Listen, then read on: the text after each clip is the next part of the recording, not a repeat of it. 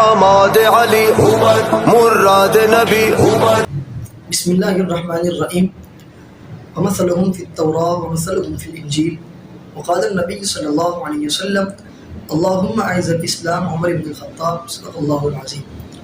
مسلمانوں کے دوسرے خلیفہ حضرت عمر فاروق رضی اللہ تعالیٰ عنہ ایک عظیم صحابی رسول تھے. ان کا مرتبہ ان کا مقام بہت بڑا تھا. یہ وہ صحابی رسول ہیں کہ جب کفار نے ایک مرتبہ مشورہ کیا کہ محمد الرسول اللہ کو کون قتل کرے گا، تو اس مشورے کے اندر جو شخص طے پایا تھا، جو شخص محمد کو قتل کرنے کے لیے طے ہوا تھا، وہ عمر ابن خطاب تھا. عمر ابن خطاب نے کہا تھا کہ میں محمد رسول اللہ کو قتل کروں گا. ادھر کفار نے یہ مشورہ کیا تھا اور ادھر اللہ کے نبی نے غلاف کعبہ پکڑ کر رو کر حضرت عمر کے لیے دعا کی تھی کہ اللہم اعز الاسلام عمر ابن الخطاب. آپ ایک بات تو یہاں یہ سمجھیں کہ تمام صحابہ جو ہیں وہ مرید نبی ہیں، لیکن جب عمر فاروق رضی اللہ تعالیٰ عنہ کی باری آتی ہے، یہ مرید نبی نہیں بلکہ یہ مراد نبی ہیں، کیونکہ اللہ کے نبی نے ان کو دعاؤں کے اندر رو کر مانگا اور کیا فرمایا کہ اللہم اعز الاسلام عمر ابن الخطاب. اللہ اسلام کی عزت کے لیے، اللہ اسلام کی بلندی کے لیے، اللہ اسلام کی شہرت کے لیے اللہ عمر کو مسلمان کر دو. آپ سمجھیں کہ عمر جب مسلمان ہوئے تو عمر کا مسلمان ہونے والا نمبر 40واں تھا.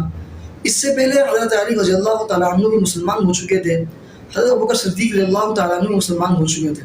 لیکن جو اسلام کو عزت، مرتبہ، بلندی، مقام، شہرت عمر ابن خطاب سے ملنی تھی، وہ ان صحابی رسول سے نہیں ملی. اللہ کے نبی کو پتہ تھا کہ عمر مسلمان ہوگا تو اسلام کو ایک مرتبہ ملے گا، ایک مقام ملے گا، ایک بلندی ملے گی، کیونکہ عمر ابن خطاب وہ صحابی رسول تھے کہ کسی کی مجال نہیں تھی کہ عمر ابن خطاب کے سامنے آنکھیں اٹھا کے چل سکے، آنکھیں اٹھا کر عمر کو دیکھ سکے یا عمر کا مقابلہ کر سکے.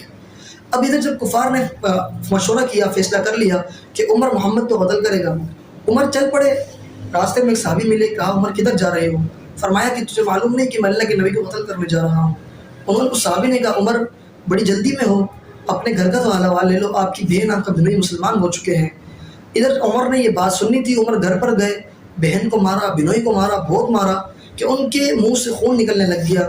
عمر نے کہا اچھا دکھاؤ تم کیا پڑھ رہی تھی، تم کس چیز کی تلاوت کر رہی تھی. بہن نے کہا عمر آخر میں بھی عمر کی بہن ہوں، جب تک تو غسل نہیں کرتا میں تجھے وہ صفحہ نہیں دوں گی، وہ آیت نہیں دکھاؤں گی جو ہم پڑھ رہے تھے. عمر نے چنانچہ غسل کیا، پھر عمر کو وہ دکھائی جس پر سورۃ طٰہٰ کی آیت لکھی ہوئی تھی. عمر نے کہا چلو مجھے اللہ کے نبی کے پاس لے چلو، اللہ کے نبی کی مجلس میں لے کے چلو.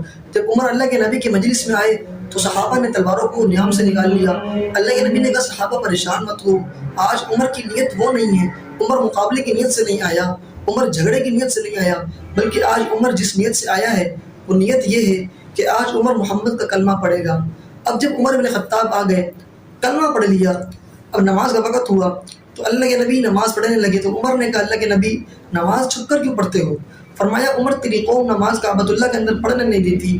فرمایا اللہ کے نبی آپ سچے ہو، آپ کا دین سچا ہے، پھر آپ نماز چھپ کر کیوں پڑھتے ہو، کھل کر کیوں نہیں پڑھتے؟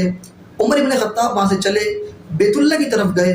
وہاں بیت اللہ کے اندر اس وقت ابو جہل، عتبہ بن شیبہ، یہ بڑے بڑے کافر بیٹھے ہوئے تھے. عمر نے فرمایا ابو جہل، عتبہ، شیبہ، اگر تم اپنی بیویوں کو بیوہ کروانا چاہتے ہو، اولاد کو یتیم کروانا چاہتے ہو تو آج عمر کے راستے میں آ جانا. عمر محمد الرسول اللہ کو لے کر بیت اللہ میں جا کر نماز ادا کرنے لگا ہے.